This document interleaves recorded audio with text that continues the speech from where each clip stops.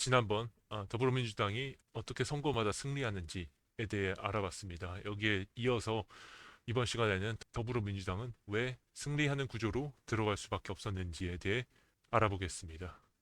이것은 어떤 의도나 인물의 문제도 아니고 어떤 특정 정당이나 인물을 찬양하려는 것이 아닙니다. 이것은 구조가 만든 필연적인 결과임을 설명하려는 것입니다.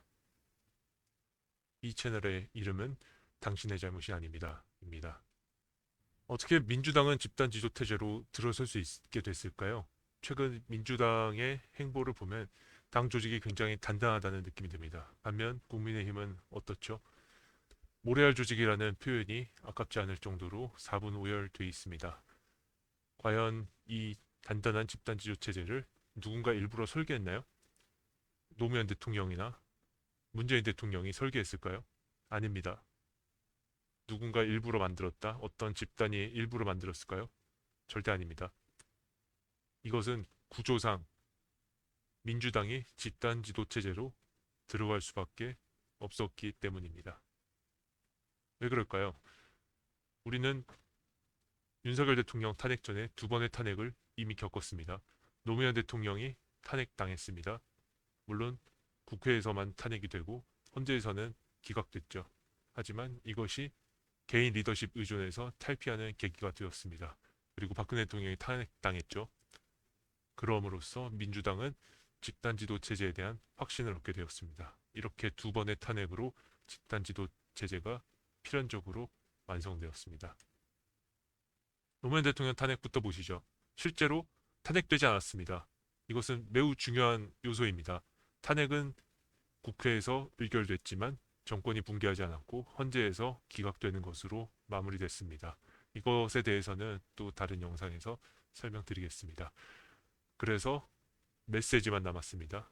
민주당은 이때 배웠습니다. 개인 카리스마에 의존하면 정권이 흔들립니다. 노무현 대통령은 굉장한 카리스마를 가지고 당을 이끌었죠. 그래서 갑자기 노무현 대통령이 정쟁으로 흔들리게 되자 탄핵까지 가게 되는 결과를 맞이했습니다. 그래서 민주당은 리더십 의존 정치는 지속 불가능하다는 것을 깨달았고, 그래서 개인 중심 정치에 대한 구조적 불신이 강하게 생길 수밖에 없었습니다. 노무현 대통령 탄핵 기각 이후에는 민주당이 선거를 연거푸 계속 졌죠.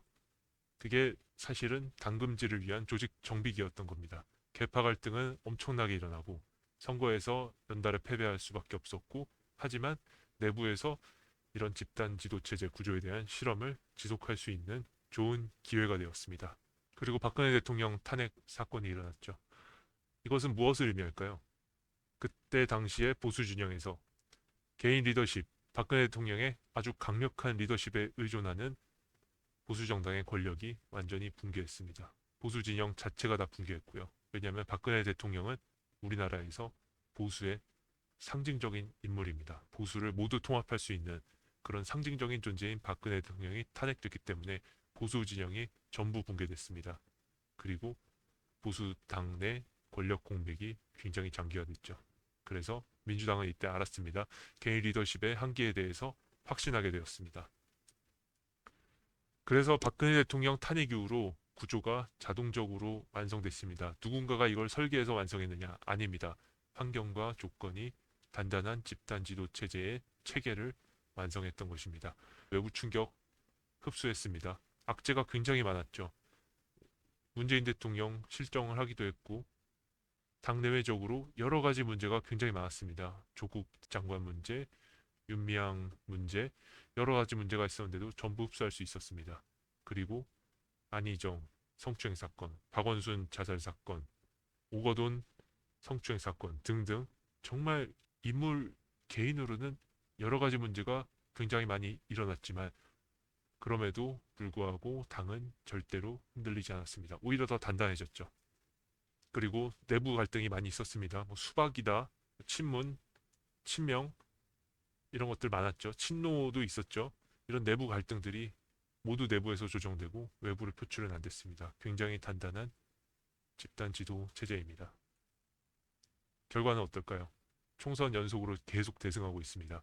보수 정권 연속 탄핵이란 값진 결과를 얻어냈고요. 보수 분열은 계속되고 있습니다.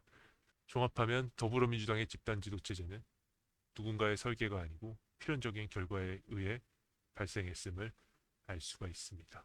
이 집단 지도 체제가 어디까지 작동할지, 또 어떤 구조에서 붕괴될지, 또 국민의힘은 어떻게 대응할지 아주 흥미로운 부분이 아닐 수 없습니다. 여러분은 어떻게 생각하시나요? 당신의 잘못이 아닙니다. 였습니다.